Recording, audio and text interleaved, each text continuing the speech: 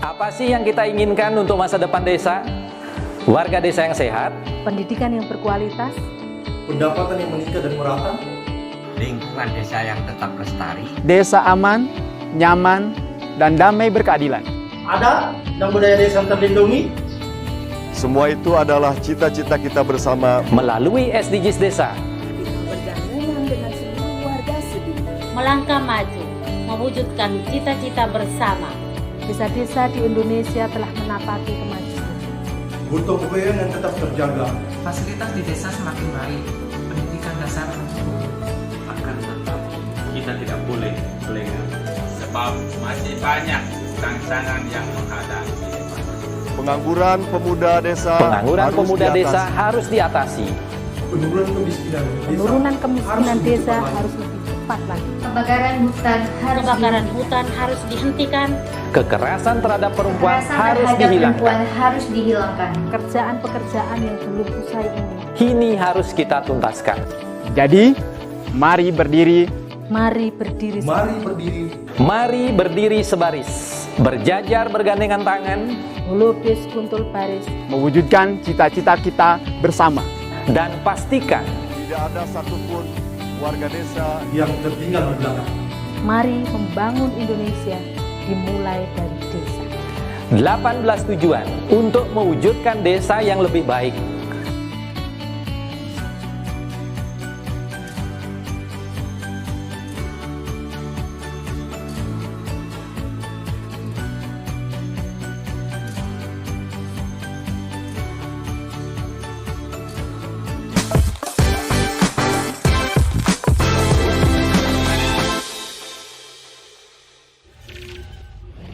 Salam bahagia kerabat desa Indonesia, mari berdiri sebaris, holobis kontrol baris, salam SDGs desa.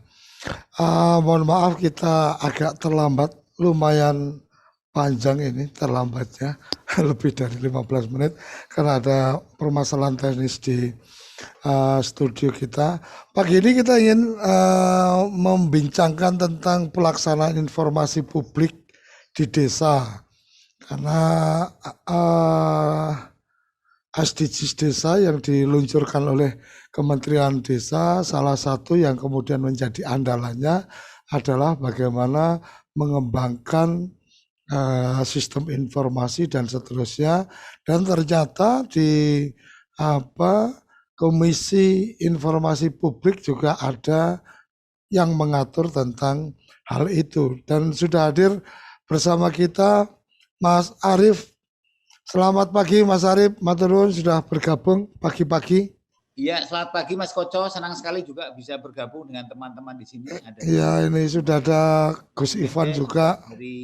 Saya lihat ada banyak sekali teman-teman dari perangkat desa ya, Ya, dari perangkat desa ada ini Pak Kapus Datin kita, Kemendes. Acara ini kerjasama dengan Kapus Datin Kementerian Desa PDTT. Mas Arief, boleh berbagi cerita ini tentang informasi publik atau ada juga yang pejabat penanggung jawab informasi publik kalau nggak salah ya. Bisa diberikan gambaran ini kerabat desa tentang kewajiban-kewajiban atau hak publik untuk mendapatkan informasi terkait dengan pelaksanaan pemerintahan di desa. Silakan. Baik Mas Koco, terima kasih. Jadi sekali lagi selamat pagi Bapak dan Ibu. Assalamualaikum warahmatullahi wabarakatuh. Salam sejahtera untuk kita semua, Om Swastiastu. Senang sekali rasanya bertemu dengan Bapak Ibu semua ya di pagi hari yang cerah ini. Jadi kalau pagi hari ini bawaannya semangat terus ya Bapak dan Ibu. Jadi saya juga senang ya ketika diberitahu oleh Mas Koco untuk bergabung di acara yang bertemakan SDGs Desa. Kebetulan di Komisi Informasi Pusat saya adalah koordinator untuk Goal 16.10 SDGs, Sustainable Development Goals. Jadi kebetulan untuk Goals 16.10 itu kami bergabung. Kami disatukan karena itu kan adalah demokrasi dan penegakan hukum ya. Yang baik, dan kemudian poin 16.10.2 itu tentang akses informasi publik. Jadi di situ kami, kemudian Dewan Pers dan banyak sekali asosiasi profesi, ada Aliansi Jurnalis Independen, kemudian ada Ikatan Jurnalis Televisi Indonesia, kemudian ada Aliansi Media Cyber, ada PWI, segala macam yang terkait dengan akses informasi. Nah, saya sangat gembira ternyata Kemendes juga menginisiasi begitu ya program SDGs Desa. Jadi program SDGs Desa ini sangat komprehensif ya, sangat komprehensif dan memang harus berlanjut. Seperti saya sendiri kebetulan karena mengelola Goal 16 ya, itu ada syarat yang namanya metadata. Jadi syarat yang memang harus terukur. Nah, ini nanti akan diperbandingkan dari tahun ke tahun begitu, sehingga progresnya kelihatan. Nah, memang begitu cara cara SDGs bekerja ya. Jadi ada parameter yang sudah ditetapkan. Parameter itu sangat komprehensif dan inklusif ya. Jadi merangkul semua potensi yang ada untuk diajak bergerak bersama mencapai tujuan. Prinsipnya no one left behind. Sama seperti saya baca juga di SDGs Desa ini juga no one left behind. Semua harus diajak tidak boleh tertinggal untuk mengejar goal-goal atau target-target yang ada di SDGs. Nah, satu hal yang penting ya dari pengalaman saya, jadi bahwa informasi yang sudah dikumpulkan dan kemudian kita dokumentasikan itu sangat berguna dalam menentukan kebijakan dan juga parameter. Jadi setelah ada kebijakan itu dijalankan atau program itu dijalankan, ada outputnya. Output itulah yang kemudian dijadikan basis evaluasi atau basis penilaian dalam SDGs. Jadi sedari awal karena ini SDGs Desa juga belum lama diinisiasi oleh Kemendes, barangkali yang bisa saya sarankan kepada teman-teman yang ada di desa adalah sedari awal membangun data. Membangun data, data itu dikumpulkan karena itu satu berguna untuk monitoring, untuk pelaporannya, tapi juga kemudian berguna untuk pengembangan development yang lebih lanjut. Nah, mungkin tidak terlalu sempurna dari awal ya, tapi yang penting kita mulai. Nah, di SDGs itu yang paling menarik adalah menurut saya parameternya terukur. Parameter terukur. Sehingga kita harus datanya pun harus representatif, harus valid. Nah, di sini dengan kata lain maka berarti ada manajemen atau mekanisme pengelolaan data, manajemen yang harus dilakukan dari awal di teman-teman di desa. Jadi kami memang di Komisi Informasi memiliki pergi desa. Jadi pergi 1 nomor 2018. Nah, banyak yang masih miss ya terkait dengan seperti apa pergi desa itu atau seperti apa PPI di desa itu. Jadi banyak yang mengatakan PPI di desa itu seperti humas atau seperti padahal itu berbeda. Jadi kalau humas itu yang Pak Ivanovic sekarang atau Pusdatin ya. Nah, ini Pak Ivanovic ini kan Pusdatin. Jadi humas itu kerjanya adalah membangun awareness. Awareness jadi pengetahuan orang atau persepsi orang begitu ya. Akseptabilitas orang publik terhadap kebijakan, terhadap program, terhadap lembaga dan sebagainya.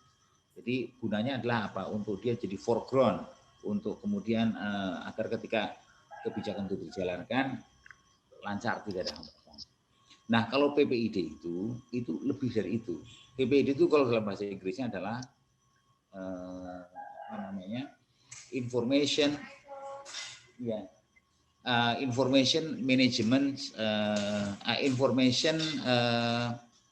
management officer. Jadi dia bertugas mengelola informasi, memanage informasi. Nah, makanya kemudian kalau di PPID tugasnya adalah memproduksi ya, membuat, mengolah menyimpan, kemudian mengumumkan, seperti itu.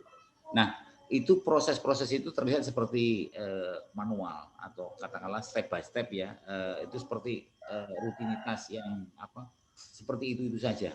Nah, di sini yang menurut saya dari banyak pengalaman PPID di tempat lain atau PPID di lembaga lain, di sini kunci yang sangat menentukan. Jadi ketika aktivitas atau fungsi PPID ini dibuat di tahun 2010 dengan lahirnya Undang-Undang 14 tahun 2008 tentang keterbukaan informasi publik, beberapa lembaga atau beberapa daerah, karena itu langsung berlaku 2 tahun setelah ditetapkan, beberapa daerah langsung membuat atau menunjuk PPID, dan kemudian membuat mereka dengan inisiatif, dengan metode masing-masing mencoba untuk tumbuh dan berkembang. Yang terjadi adalah yang mampu memanage informasi dengan baik dan menggunakan informasi itu secara produktif lebih cepat berkembang, lebih cepat dia larinya. Dan bahkan sekarang kemudian boleh disebut misalnya kalau ada daerah atau kota yang tidak mampu membuat beberapa program yang berbasis informasi, itu memalukan.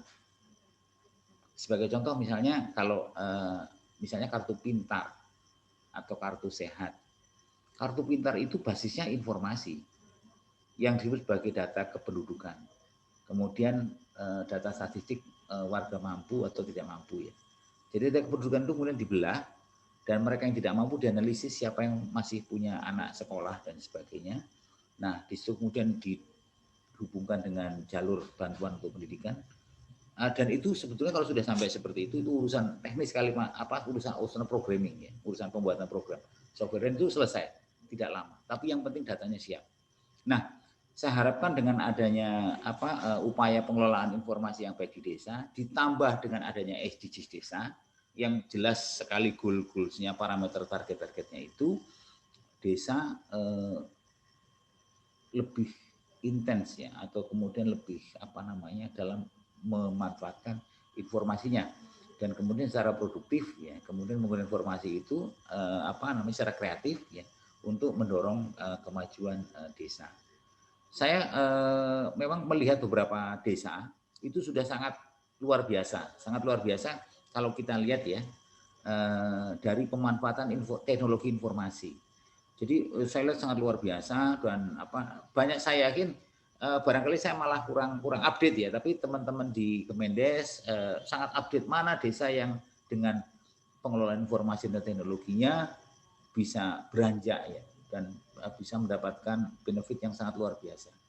Jadi kalau saya kan hanya membaca dan kemudian barangkali mendengar, tapi belum pernah berinteraksi. Tapi saya yakin karena dari cerita-cerita itu, kemudian dari informasi yang didapatkan, kemajuan itu sangat luar biasa karena berkat kemajuan IT. Jadi di Banyuwangi misalnya ada desa Kampung Cerdas atau apa saya lihat begitu ya, yang diinisiasi oleh Pak mantan Bupati yang sebelumnya hari yang sekarang, itu memasukkan internet ya ke desa, dan kemudian didorong agar warga desa memanfaatkan secara optimal. Di Magelang juga ada desa yang berkembang berkat IT segala macam. Banyak yang saya dengar. Nah, itu. Jadi itu yang barangkali bisa saya sampaikan ya. Kalau secara umum memang kalau dari pengalaman yang saya lihat, memang desa ini karena mungkin orangnya sedikit ya. Orangnya sedikit, dan kemudian barangkali tidak setiap tempat itu sama. Ada yang bagus, sudah mampu melakukan manajemen ya, penanganan pengelolaan informasi yang berkala setiap saat, itu sudah bagus. Dan memang ada satu hal yang saya agak sulit, dan ini tidak hanya di desa, juga di badan publik yang besar-besar itu mereka juga belum terlalu mahir. Tapi ini harus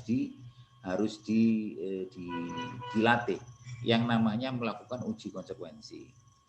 Uji konsekuensi itu artinya satu metode untuk menentukan apakah informasi itu bisa di-share, disampaikan ke publik atau tidak. Nah, itu ada banyak sekali batasan-batasannya, baik ada terkait tentang pasal 17 ya, ada tentang informasi pribadi, ada tentang persaingan usaha dan sebagainya. Nah, ini yang harus dilatih, dan mudah-mudahan kalau ini nanti sudah terlatih ya, sudah mahir, pengelolaan informasi akan menjadi lebih mudah, akan menjadi lebih cepat ya. Dan pelayanan publik itu tidak perlu menunggu. Jadi karena badan publiknya nggak ragu-ragu lagi, ini tahu bahwa ini memang sudah menjadi hak publik ya, hak publik atau hak masyarakat untuk tahu, dan memang hak aksesnya dijamin oleh undang-undang. Yang selebihnya memang karena memang satu mengandung informasi yang dikecualikan sudah disimpan. Tapi yang terbuka disampaikan secara proaktif. Jadi yang penting-penting langsung saja disampaikan kepada masyarakat di desa lewat macam-macam, ada papan pengumuman, lewat website atau lewat media sosial ya katakanlah. Nah kemudian yang berkala bisa dengan permohonan, tapi informasinya kita siapkan. Itu. Jadi barangkali itu yang bisa saya sampaikan. Oke, ya. Mas Arif. Ya. Salah satu yang menarik adalah ketika kemudian di teman-teman ada juga beberapa mungkin NGO, LSM lokal, atau mungkin juga lembaga-lembaga di luar desa itu kemudian menggunakan keterbukaan informasi publik ini untuk menanyakan sesuatu yang kemudian sepertinya membuat takut untuk kemudian kalau tidak berbagi informasi dan seterusnya. Sebenarnya batasan-batasan yang kemudian pejabat pengelola informasi dan dokumentasi ini bisa memberikan data dan seterusnya, itu alurnya seperti apa? Karena kan kadang-kadang karena tidak diberi informasi kemudian ada juga mungkin kelompok masyarakat yang kemudian ini desa tidak transparan, ini tidak memberikan informasi dan seterusnya. Itu kira-kira seperti apa? Karena kadang-kadang ini kemudian membuat dalam tanda petik ketakutan teman-teman di desa ini, kemudian akhirnya seperti dimanfaatkan oleh kelompok-kelompok tertentu. Oke, ya baik.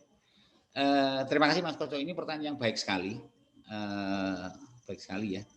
Jadi begini, sebelum adanya Perkide atau sebelum adanya Undang-Undang 14 tahun 2008 atau bahkan sebelum adanya Kemendes, katakanlah begitu ya, Kementerian Desa, itu perilaku yang seperti itu sudah ada.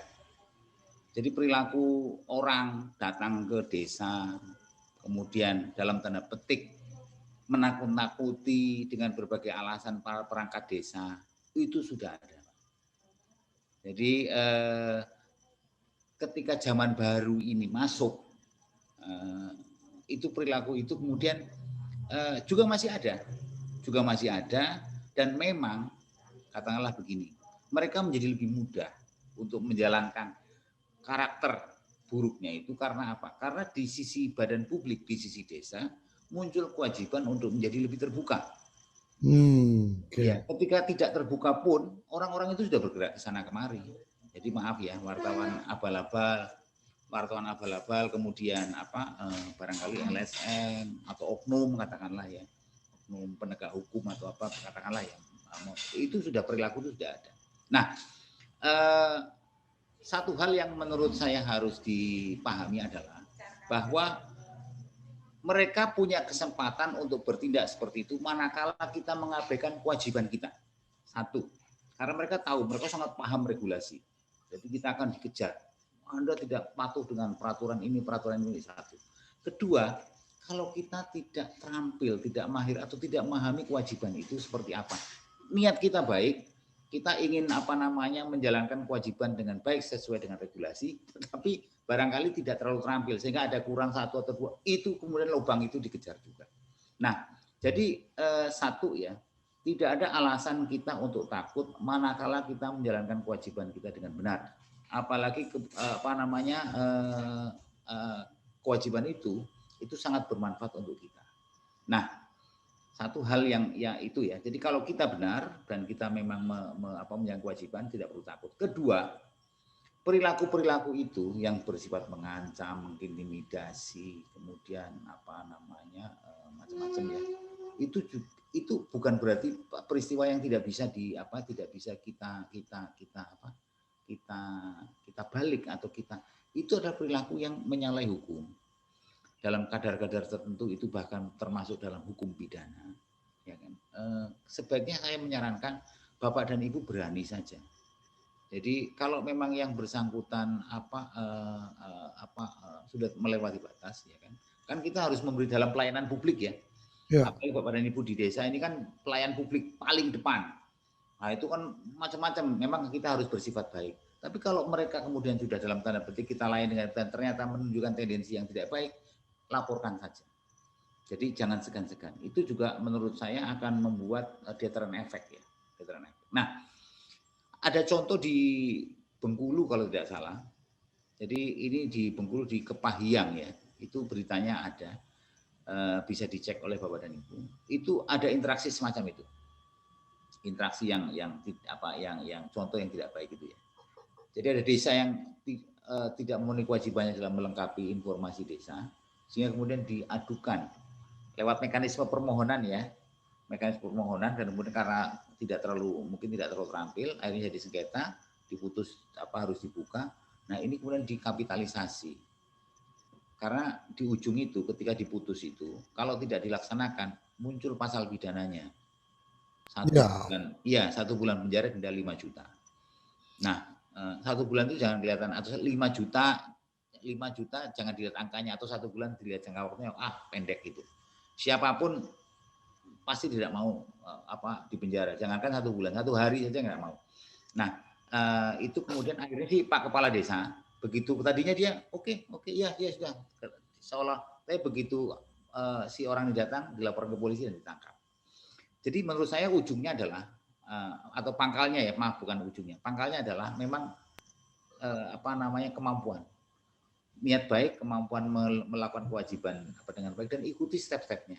Jadi misalnya menurut yang pertama kali ya itu adalah identifikasi informasi.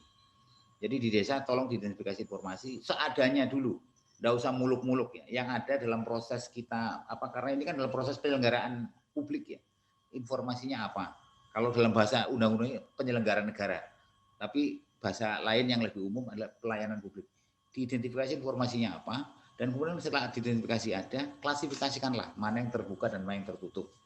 Nah, ada yang namanya DIP, itu daftar informasi publik, itu yang terbuka. Kemudian yang tertutup. Nah, di situ ada yang sifatnya rutin ya, artinya memang dia daily needs ke informasi soal profile, soal struktur, soal program segala macam, bahkan soal anggaran segala macam, Bapak dan Ibu ya. Itu siapkan saja, dan itu adalah informasi yang sifatnya terbuka, kemudian informasi yang berkala segala macam, diklasifikasi, dipahami, kemudian informasi kecualikan harus ada uji konsekuensi. Uji konsekuensi oleh PPID desa enggak apa-apa, tapi saya tidak tahu strukturnya di masing-masing desa ya. Karena di beberapa daerah ada juga yang strukturnya PPID desa itu dikoordinir oleh Kominfo ya, oleh Diskominfo. Nah, mekanisme biasanya uji konsekuensi itu pengajuan formal yang membuat beliau-beliau itu yang dari Diskominfo. Nah, itu tolong dipahami, dipelajari barangkali konteks SK ke PPID-nya, SK pengelola informasi dokumen di daerah itu seperti apa. Nah, jalankan dengan baik. Jadi itu pangkalnya itu, dan kemudian di tengah-tengah ini pemanfaatan informasi silakan dimanfaatkan sebaik-baiknya, dan di ujung kalau informasi itu kewajiban kita sudah dilaksanakan, maka tidak perlu takut. Tidak perlu takut. Jadi memang saya selalu menolak gara-gara dana desa atau gara-gara misalnya pergi keterbukaan informasi kami ini lalu banyak terancam. Bukan. Dari dulu itu juga sudah ada, Bapak dan Ibu. Dari dulu sudah ada. Nah, ini saja karena zaman lebih terbuka. Karena kita makin berkembang, seolah-olah kemudian mereka mendapat peluang, tidak. Tapi memang inilah tuntutan zaman, tuntutan untuk makin transparan, makin akuntabel, ya kan? Dan itu sebagai prasyarat agar ada trust, ada partisipasi masyarakat. Bapak dan Ibu sebagai perangkat atau di paling depan ya, kan bisa merasakan kalau tidak percaya publik masyarakat terhadap perangkat desanya, itu mau berbuat apa saja kan susah, Bapak dan Ibu. Nah, iya. Nah, cara yang paling mudah untuk melakukan mensukseskan kegiatan, melakukan pendekatan agar muncul trust adalah dengan transparansi itu. Kita terbuka dalam pengelolaan kita atau pekerjaan kita sehari-hari, ya kan, utuh hal yang rutin, ya kan, terkait dengan kebijakan, program, sampai dengan penganggaran. Atau sampai kemudian kalau katakanlah kemudian bisa didukung di belakangnya, ini kadang-kadang yang kurang rapi adalah dokumen perencanaan anggaran. Nah, itu enggak usah muluk-muluk Bapak dan Ibu. Kalau nanti misalnya pokoknya dirapikan, buat summarize saja. Nah, itu. Nah, kalau misalnya muncul pertanyaan-pertanyaan atau perilaku-perilaku yang dalam tanda petik terlalu detail, harus ada kwitansi, harus ada apa segala macam, Bapak dan Ibu, satu, pada prinsipnya yang perlu disampaikan yang pertama kali adalah ringkasan. Kalau kita baca Undang-Undang 14 2008 itu ada ketika kita menjawab. Nah, menjawab itu ada jangka waktunya Pak dan Ibu, jangan sampai kelewat ya. 10, Bapak Ibu boleh menyempot panjang 7 hari. Kemudian kalau mereka keberatan, mereka bisa kita punya waktu 30 hari. Dan kalaupun kemudian 30 hari mereka masih keberatan, bisa ke sengketa. Tapi intinya adalah ringkasan. Ringkasan sampaikan. Tidak perlu dokumen. Kalau minta kwitansi dan sebagainya, oke, fine. Itu biarkan nanti kalau misalkan mereka memang butuh, biasanya mereka akan mengajukan sengketa. Nah, di situ akan dinilai tujuan dan alasan relevansi permohonan informasi itu. Oke, artinya ketika ada satu LSM atau mungkin siapapun itu kemudian minta datanya sangat detail dan seterusnya, itu tidak berarti harus langsung dipenuhi, tetapi ketika kemudian agak ada sengketa baru kemudian sebenarnya kompetensi dia apa, minta data sampai sedetail itu. Kira-kira di dalam proses sengketa akan dilihat sejauh itu. Ya. Jadi itu nanti akan dilihat. Jadi apakah, karena begini Bapak dan Ibu, itu ada ilmunya ya, menilai antara legal standing, kemudian tujuan dan relevansi permohonan informasi, ya kan, itu nanti akan dinilai, diukur. Jadi bahwa alasan itu harus mengabdi ke tujuan, harus ada relevansinya. Itu nanti istilahnya menilai pertimbangannya ada. Nah, itu, tapi jadi yang penting adalah kan pelayanan informasi publik itu berjalan dengan cepat ya. Jadi jangan lupa kecepatan itu sekarang menjadi faktor yang sangat utama dalam pelayanan publik, terutama pelayanan informasi. Yang terbuka, yang sudah memang jelas-jelas terbuka dalam DIP, cepat saja diberikan, taruh di website. Biar masyarakat mengunduh sendiri, jadi nggak kita harus repot nggak melayani segala macam. Nah, kalau memang ada yang pakai permohonan karena dia terlalu misalnya waktunya terlalu ke dalam, jadi misalkan program kerja tahun 2018 segala macam, mungkin di website sudah diakses, dia harus dengan permohonan, oke, fine, tapi requestnya itu taruh saja di website atau aplikasi sehingga mudah itu. Nah, biasanya yang ruwet-ruwet itu yang mereka tahu ada informasi yang dikecualikan di situ dan dalam tanda petik mereka mencoba untuk mencari celah. Kalau masyarakat secara umum itu mereka terlayani dengan informasi yang terbuka atau informasi yang terjadwal atau informasi yang berkala. Informasi dikecualikan itu biasanya memang misalnya memang mereka perlu membuat riset atau kajian, membuat disertasi atau penelitian macam-macam sehingga harus mengakses data yang lebih dalam. Tapi kalau misalnya itu hanya daily activities ya, rutin, itu informasi tersedia dan berkala itu sudah cukup. Sudah cukup untuk berkomunikasi dengan masyarakat desa. Oke. Mas Arief, Komisi Informasi Publik di daerah juga ada. Sejauh mana peran dari komisi ini kemudian melakukan edukasi atau melakukan pembinaan atau melakukan penguatan kapasitas teman-teman di desa dalam konteks memberikan layanan informasi ini? Baik Mas Kito, ini pertanyaan yang menarik juga. Jadi begini, Kami memang punya komisi informasi di provinsi, beberapa di kabupaten kota. Meskipun hubungannya tidak hierarkis ya, hanya koordinatif saja. Nah, justru yang paling banyak terlibat dalam mendorong keterbukaan informasi di desa adalah teman-teman yang ada di provinsi ini. Ada di provinsi. Jadi bahkan mereka terlibat sudah lebih jauh ya, atau sangat jauh. Misalnya artinya dalam ya. Misalnya Komisi Informasi di Nusa Tenggara Barat ya. Komisi Informasi NTB itu yang pertama kali menggagas tentang desa benerang. Desa benerang informasi. Jadi 1000 desa benerang informasi. Nah, mereka melakukan edukasi segala macam ya terkait dengan pelayanan informasi atau transparansi desa. Dan kita tahu kemudian perkembangannya ya, desa-desa di NTB ini relatif kemudian menjadi lebih berkembang dan ini kemudian terbukti ketika NTB ini diguncang gempa. Nah, ketika diguncang gempa itu kan waktu itu lumayan besar ya. Ketika diguncang gempa itu kemudian pemulihannya itu jauh lebih cepat. Karena apa? Karena lebih siap. Jadi di NTB itu waktu itu saya ke sana itu juga fase pemulihan itu tidak mudah loh. Fase pemulihan tidak mudah. Jadi salah satunya adalah misalnya bantuan rumah, kan rumah rusak berat, rumah rusak sedang, rumah rusak ringan. Rumah rusak berat itu 50 juta. Bukan berarti 50 juta diberikan cash. Itu bukan.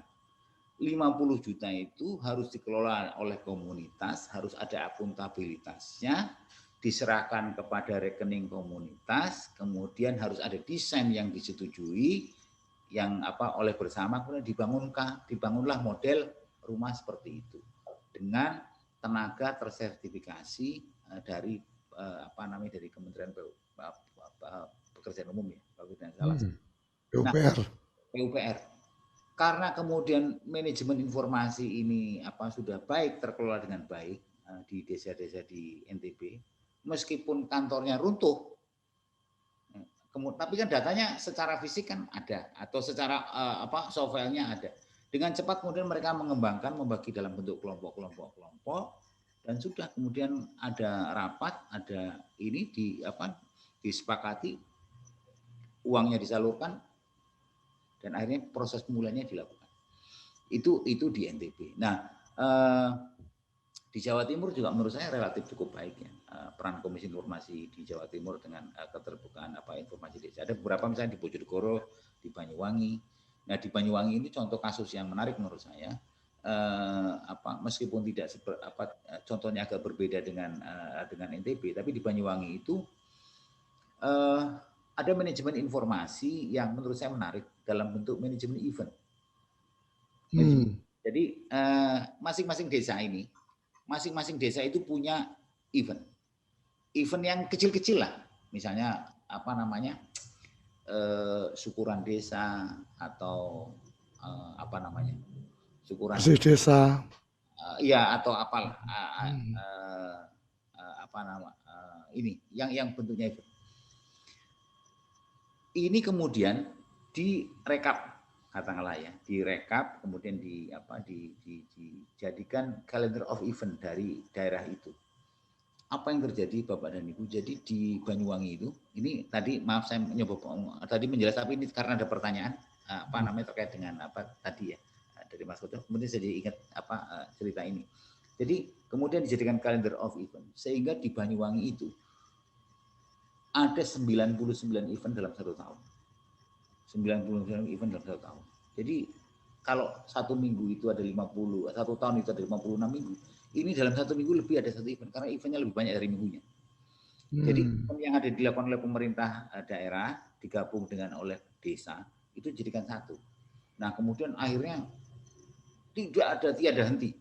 Mulai dari balap sepeda, Tour de Ijen, Jazz de Ijen, yang pemerintah daerah ya, yang gede-gede. Sampai kemudian yang kecil misalnya festival kopi, kemudian festival tari yang di pantai itu ini mengenerate kemudian ekonomi Banyuwangi, dan Banyuwangi menariknya nih sebagai contoh ya, itu dia meskipun di ujung itu punya bandara sendiri, misalnya begitu. Nah, jadi itu contoh peran dari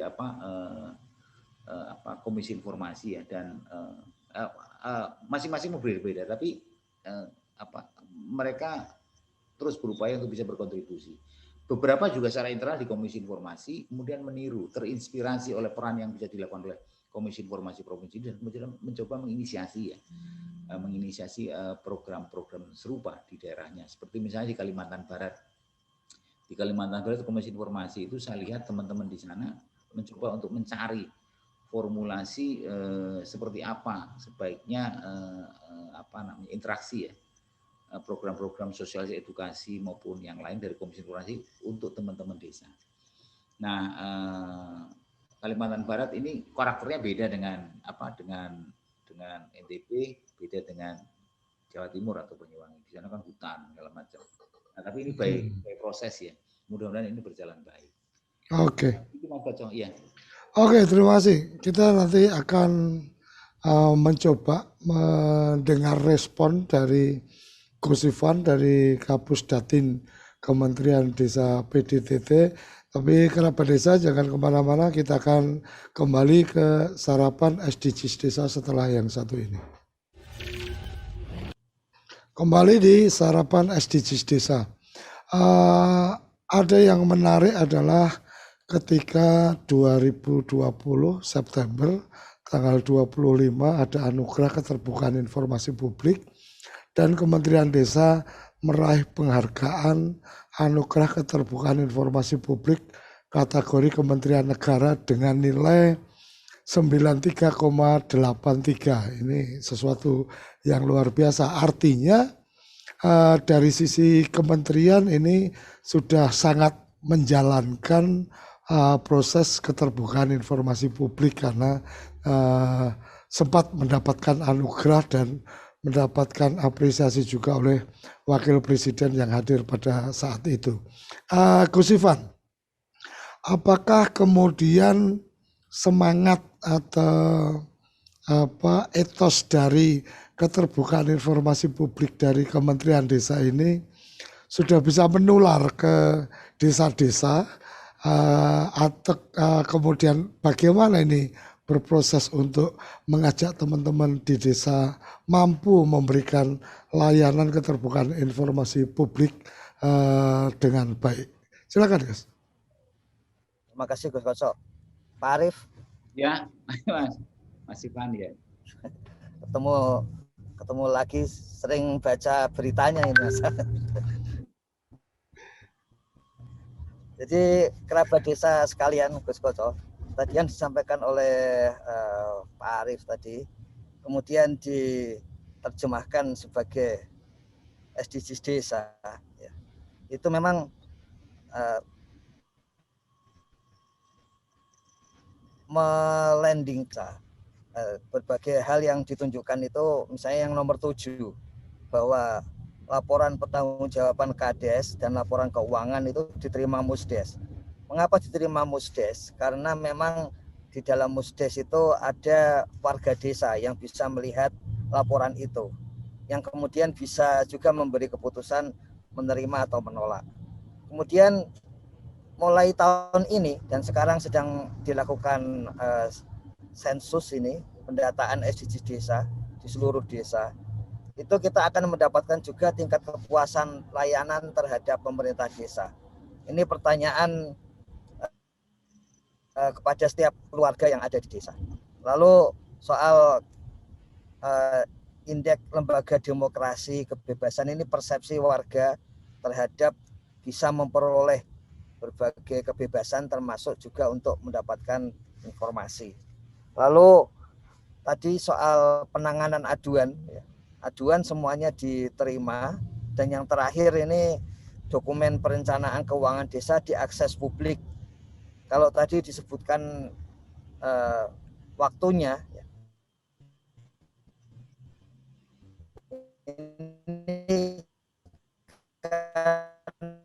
dari kajian lapangan mereka langsung menyampaikan. Jadi desa-desa yang sudah siap dengan dokumen itu langsung menyampaikan, sehingga disediakan informasi itu ditangani. Jadi aspek SDGs untuk menunjukkan informasi publik seperti itu. Tapi memang Kementerian Desa itu sejak munculnya tadi tentang peraturan KIP tentang informasi desa, itu langsung ada unit kerja yang mengolahnya untuk dikembangkan di desa. Memang itu sampai saat ini bentuknya belum sampai final gitu, karena ada berbagai diskusi alot lah. Akhirnya kemudian Gus Menteri menyampaikan untuk menerobos sementara digunakanlah sistem informasi desa itu. Jadi berbagai hal yang dibutuhkan informasi terhadap desa itu diletakkan di sana. Misalnya yang ada di dalam peraturan KIP itu tentang APBDes. Jadi seluruh isi dari APBDes itu bisa dilihat di dalam sistem informasi desa, termasuk penggunaan dari dana desa. Penggunaan dari dana desa tahun per tahun itu diletakkan untuk bisa diakses oleh publik gitu. Apakah ada gunanya? Dalam setengah tahun terakhir setelah ada program Sapa Desa itu ya bukan program sebetulnya, layanan Sapa Desa itu, yang layanan ini memang sengaja untuk masuk ke desa dan kemudian sengaja supaya mendapatkan tambahan informasi dari desa ya. Di Sapa Desa itu jadi ada masing-masing kabupaten di Indonesia itu mendapatkan nomor telepon yang berbeda-beda. Tujuannya supaya ketika ada kebutuhan warga, perangkat desa, siapa saja yang berkaitan dengan desa itu segera ditangani.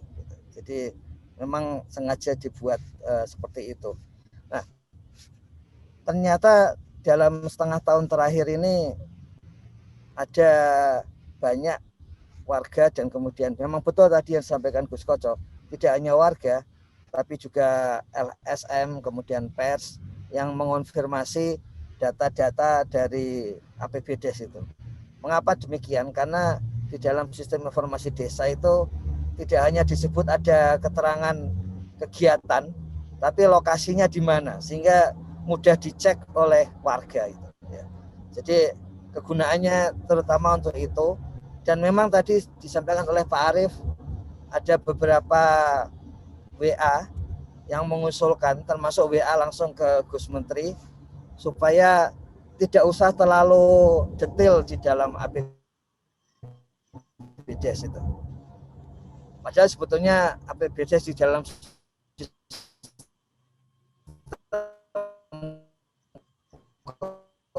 keuangan desa lebih detail lagi. Gitu.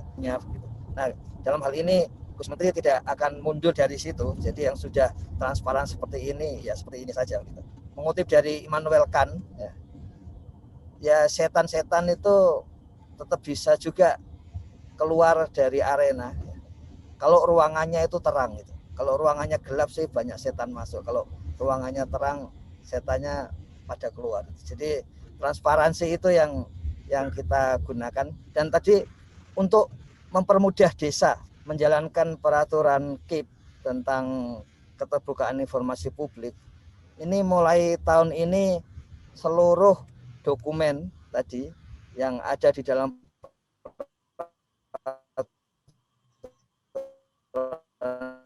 KIP seperti APBDes kemudian disimpan di server Kementerian Desa.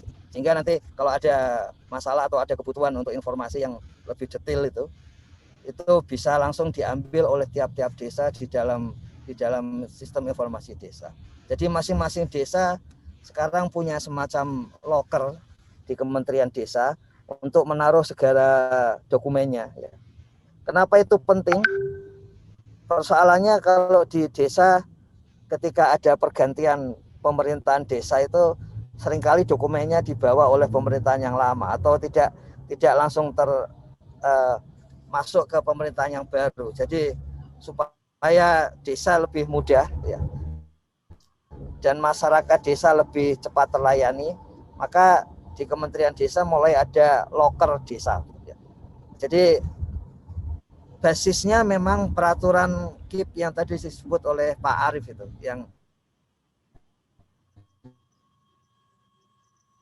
nomor 118 ya. Di 2000 ya, sejak tahun 2018 itu memang 19 itu memang kita mendiskusikan terus dan kemudian memastikan supaya ada gitu, ada di desa itu. Nah, jadi semua yang ada di peraturan itu disediakan lokernya di Kementerian Desa sekarang, Gus Koco. Oke. Gitu Pak Arief, Gus Koco, kerabat desa sekalian.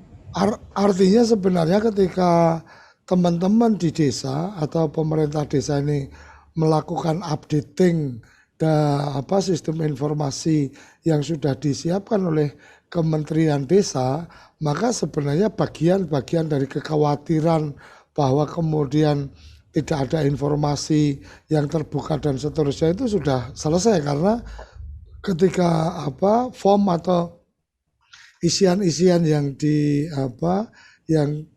diharapkan terupdate oleh desa dari sistem informasi desa, sebenarnya itu data dasarnya berarti publik sudah bisa mendapatkan secara langsung, kira-kira gitu, Gus?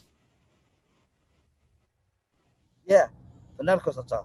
Ini contohnya mengacu kepada peraturan KIP tadi. Ini yang harus disampaikan itu laporan keuangan pemerintah desa, tadi APBDes, realisasi, ya. Kemudian berbagai keputusan RPJMDes itu. Jadi mulai tahun ini kalau ada kebutuhan publik untuk dokumen-dokumen itu juga disimpan di Kementerian Desa, Gus Koco. Selama ini sebetulnya sebagian peraturan itu disimpan di JDIH Kemenkumham. Ya. Jadi, tapi tentu saja jumlahnya sedikit. Jadi kita belajar dari itu, kita akan simpan semua di Kementerian Desa sehingga tidak hanya memudahkan warga, pemerintah desa kalau ditanya juga lebih mudah menjawab gitu, Gus. Gitu. Artinya pemerintah desa ketika data dasar yang wajib disampaikan sesuai dengan peraturan KIP itu sebenarnya juga bisa dirujuk untuk kemudian dibuka aja sistem informasinya desa Kemendes, dicari desanya, maka data-data itu sudah ada di sana. Kira-kira kayak gitu ya, Gus ya? Ya. Ini yang kalau desa mau memasukkan ke dalam websitenya, dan Kementerian Desa juga tahun ini melayani website desa-desa itu. Itu dokumen itu termasuk data-data statistik dan data-data naratif seperti budaya desa, semuanya ada begitu, Gus Koco. Jadi itu akan mempermudah pemerintah desa juga dan masyarakat desa gitu. Oke, luar biasa. Berarti tantangan berikutnya mungkin lebih pada ketika basicnya adalah loker dalam bentuk server, maka kemudian yang menjadi penting adalah infrastruktur desa untuk kemudian akses internet atau akses data ke servernya Kementerian Desa. Kira-kira itu mungkin menjadi tantangan yang menjadi utama sepertinya, infrastruktur untuk aliran data dari desa-desa itu ke Kementerian Desa. Kira-kira itu ya, Gus? Ya, itu tugasnya desa WiFi dan jaringan satelit desa itu. Oke, luar biasa. Jadi satu kesadaran data dari teman-teman di Kementerian Desa ini sudah sangat luar biasa. Kemudian bagaimana ini kemudian masuk kesadaran ini kemudian masuk mewarnai teman-teman di pemerintahan desa, kemudian sisi yang lain berarti tentang bagaimana berakses untuk melakukan updating data. Tidak terasa kita udah hampir 1 jam. Prof Yayan, ini teman-teman di channel YouTube maupun di Zoom meeting kita speechless ini, sepertinya tidak banyak yang bisa disampaikan karena sepertinya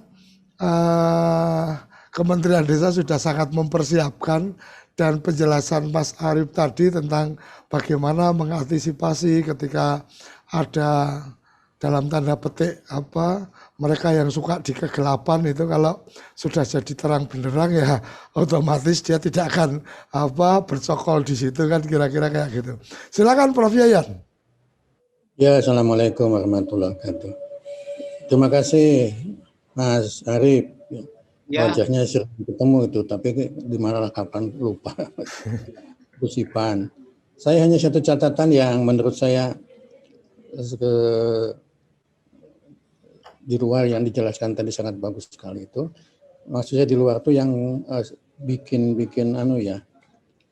ribut, bikin riweh, bikin segala macam itu. Tadi disebut oleh Mas Arief dan saya setuju dilihat dari pengalaman di lapangan itu. Kemudian kalau muncul oknum pihak-pihak tertentu atau siapapun yang mencari celah-celah tadi itu. Bukan untuk kepentingan trust, bukan untuk kepentingan partisipasi, bukan untuk kepentingan yang positif-positif itu. Ya, kadang-kadang hanya untuk kepentingan misalnya ketidaksenangan, persaingan, apapun lah gitu ya. Yang kemudian sifatnya itu adalah di luar kepentingan tadi yang disebut sebagai keterbukaan informasi publik tadi itu. Satu. Yang kedua, kadang-kadang orang itu punya target gitu loh. Target. Jadi betul sudah macam-macam, kalau punya target itu yang saya maksud adalah target dalam tanda petik menjelekan, menjatuhkan dan sejenisnya itu. Tadi peluang-peluang itu digunakan untuk kepentingan-kepentingan itu. Gitu. Dalam bahasa yang agak tinggi, bahasa politik lah kalau saya sebut begitu. Kalau ada kepentingan-kepentingan politik, satu, atau kepentingan-kepentingan kekuasaan, kedua, atau kepentingan-kepentingan finansial bisa juga begitu. Ya. Karena konstelasi di kita, ya kalau diperhatikan itu, masing-masing pemangku kepentingan itu kadang-kadang punya target tersendiri. Gitu. Meskipun sudah dengan mekanisme sistem informasi yang sangat bagus tadi. Pendek kata, singkatnya, ya, saya setuju dengan yang Pak Arief sampaikan tadi itu. Semuanya sudah baik, berjalan dengan sesuai aturan dan sebagainya. Tapi kemudian ada orang yang sengaja mencari celah-celah tadi itu untuk dimanfaatkan untuk kepentingan-kepentingan yang ya tidak objektif, untuk transparansi, untuk keterbukaan, untuk macam-macam itu. Ya, kepentingan-kepentingan yang sifatnya itu agak negatif. Nah, dan kita terbiasa dan sangat ahli di bidang mencari celah-celah ini, celah hukum, celah apapun lah begitu kadang-kadang gitu. Ini bukan menilai secara negatif ya, tapi itu satu fenomena yang banyak terjadi di kita itu ya. Kalau kemudian sudah terjadi kepentingan-kepentingan yang berbenturan, ya, baik politik, jabatan, finansial, macam-macam di situ. Nah, ini catatan saya, Gus Koco, dan saya punya informasi, bukan informasi ya, saya punya pengamatan yang sangat sederhana. Ya. Ternyata masing-masing itu, apa istilahnya ya tadi ya, membangun trust itu kadang-kadang setengah-setengah gitu. Partisipasi juga kadang setengah-setengah. Padahal sebetulnya kan sudah aturan-aturan yang sangat jelas, mana yang terbuka dan mana yang harus tidak terbuka. Dan itu bertingkat-tingkat seperti tadi dijelaskan oleh Pak.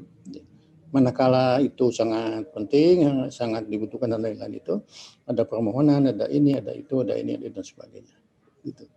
Nah, catatan terakhir saya, kalau itu dikepentingan untuk digunakan untuk hal-hal yang tidak baik, ya dengan maksud-maksud yang tidak baik, ya kembali lagi orang itu mencari celah-celah tadi. Begitu catatan saya, mudah-mudahan saya tidak salah menangkap. Okay. Karena yang disampaikan Pak Arief tadi itu sudah semua seharusnya begitu ya di dalam keterbukaan informasi itu. Ya. Dan Gus Koco ini salah satu bentuk keterbukaan informasi juga ini, menyampaikan, meluaskan, menyebarkan informasi-informasi yang seharusnya. Ya. Kementerian saya kira perangkat hardware softwarenya sudah lengkap sekali. Ya. Desa-desa sudah terkoneksi, desanya juga sudah